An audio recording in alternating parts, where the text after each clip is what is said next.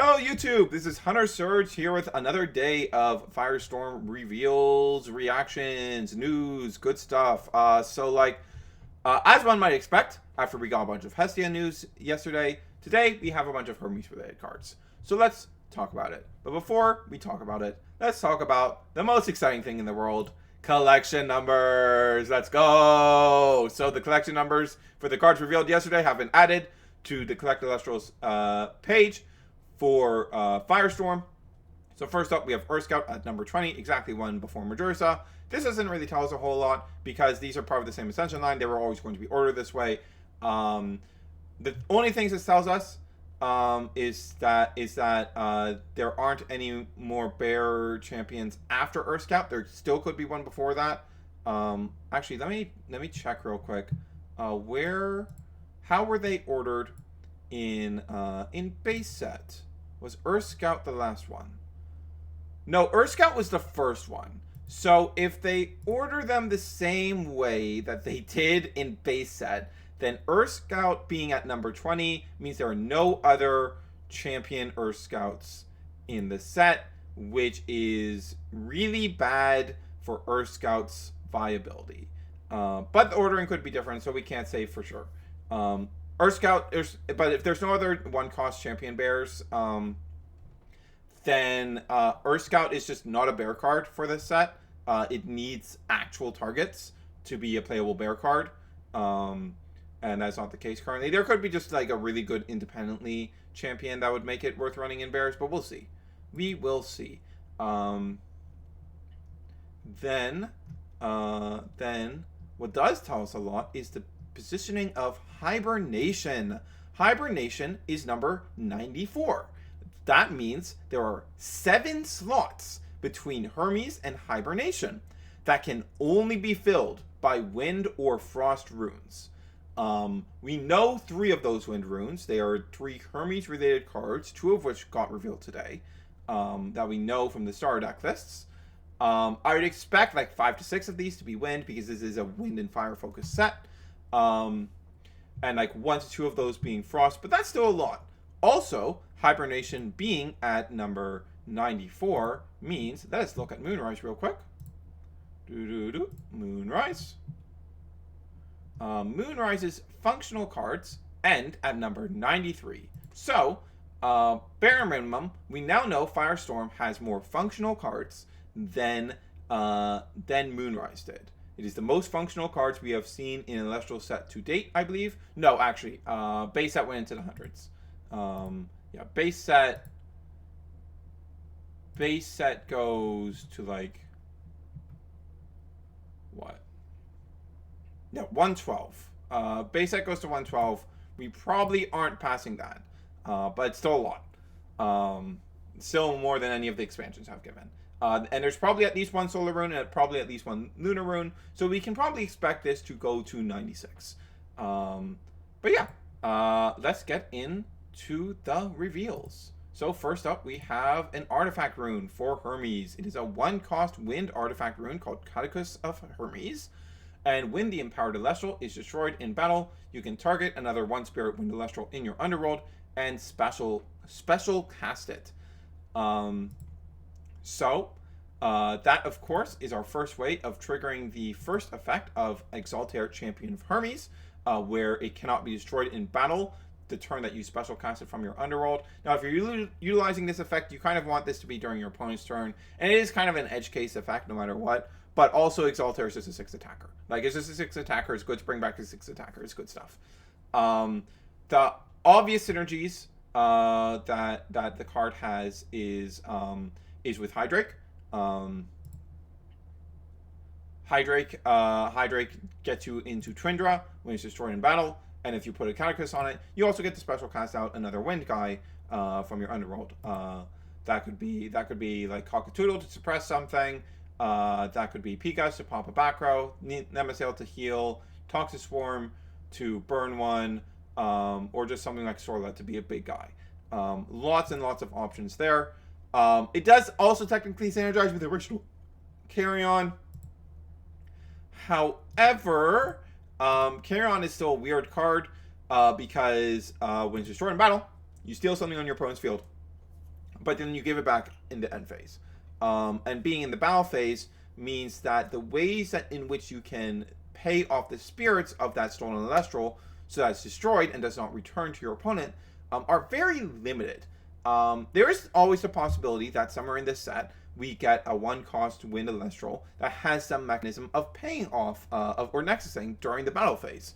And if we get a card like that, then Carry On becomes a lot better because you can go Carry On Catacus, steal their guy, attack in with it, pay the spirit off of it, attack him with your other guy that Catacus played out. That's pretty cool. The thing that Catacus is on also does not have to be a Wind Elestral. So, destroyed in battle. What are our options here? So the very obvious one is Foamy. Foamy is a big piece of synergy here. It's the only one that I'd really consider running of the options that isn't, Hydrake. But Foamy means we can go, okay, crash Foamy into something. Foamy casts out like an Eddy, and then Catacus casts out something else. And we get 2 guys on our board. It's a decently expensive play. This costs 4 spirits, but we are getting 2 guys on our board, so it's pretty solid. And yeah, that's some cool stuff you can do with that card. Pretty neat card. I think it's pretty cool. I cannot quite say the same for the other Hermes artifact, Talaria of Hermes. So this is a 2 wind cost artifact rune. The Empowered Elestral gets +2 defense. That's a very bad stat buff. That is not the kind of stat buff you ever want to be seeing on an artifact rune. An exclusively defense boost is just not a good stat boost. When the Empowered Elestral is destroyed in battle, you can draw 2 cards. Then if Hermes is enchanted, you can search your deck for Talaria or Catacus and add it to your hand. This card, I don't think this card is very good at all. So Nectar has already proven to not be very good. This is a delayed Nectar that can be circumvented by removal. This is not a good card. This is really not good. And this being the bonus, the artifact with, this is a bonus effect for having Hermes on the field is really unfortunate because it's just not good. Catacus actually gives you something really good and is fairly cheap about it. This is not great. I just can't. I can't see this card being good. I do not think this card is going to be very good. Let's go over some other things briefly. We got Full Art Hermes. Looks pretty sick. Number 113. I believe Hestia was number 112. Actually, let me check real quick.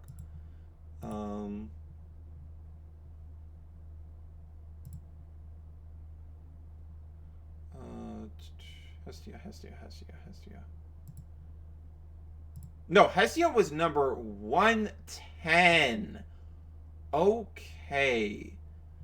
So, that actually tells us quite a bit. Because that means that there are 2 full arts between Hermes and Hestia. Water and Thunder are between Hermes and between Fire and Wind. So, that could very easily mean that there are new full arts of Poseidon and Zeus. It could also mean that there's other Fire, Water, or Thunder runes getting full arts. But I feel like the most likely result is that Poseidon and Zeus are getting new full arts in this set, which is super cool. That's awesome. That's great to hear. Also, let's do some quick maths. So this is where the box toppers end. Okay, so 113 is it? 113. Okay, so after Hermes is when the Hollow Spirits start. So we aren't getting any full arts after Hermes. that probably means that we aren't getting the cool full art reprints we've been getting the last couple sets. Like last couple sets, we've been getting these like in Daybreak we got Gorgon's Gaze, PTA, and Nectar, and in Moonrise we got Ambrosia, Shield of Achilles, Tsunami. I guess we've gone through all the like super stable stuff, but like there's still like a lot of useful runes that you could give full arts to that I would like to see. But those have come at the very end of the lineup, ignoring like typical elemental sorting rules. Actually, no. Featured element tends to come before, so they could still be there. They'd be like before Hestia. If it's like neutral. If it's Omni-Rune, Omni-Spirit runes. It crosses off Cryoblast off the list of possible things there, but it seems pretty likely that we just aren't getting them this set, which is kind of a bummer. These were one of the coolest things of the last couple sets, and it kind of sucks that we're going to stop doing that if that's the case. Okay, interesting.